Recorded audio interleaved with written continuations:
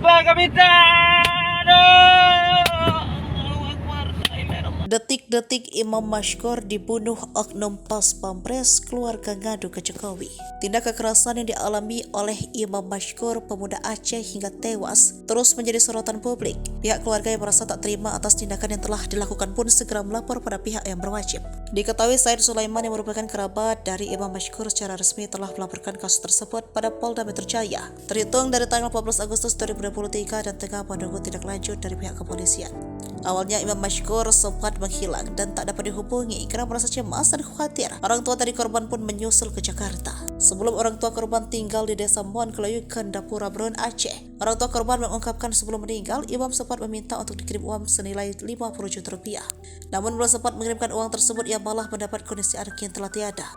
Dilansir dari Serambi News, jenazah almarhum pun langsung dibawa pulang dan tiba di desa Monkelu sekitar pukul 7 waktu Indonesia bagian Barat, Jumat 25 Agustus 2023 yang dikebumikan di kuburan keluarga. Terkait motif, Said Sulaiman mengatakan selama di Jakarta almarhum tidak pernah ada masalah dengan siapapun. Ia juga mengatakan bahwa kasus tersebut telah ditangani di Jakarta dan tengah dalam proses aparat penegak hukum. Pihak keluarga korban sangat berharap pelaku penganiayaan dapat segera dihukum atas perbuatannya itu. Kematian Imam yang diduga menjadi korban kekerasan oleh oknum Pas Pampres membuat orang tua korban tak terima. Ibu kandung Imam, Fauzia, mempertanyakan mengapa nyawa putranya direnggut paksa oleh Pas Pampres.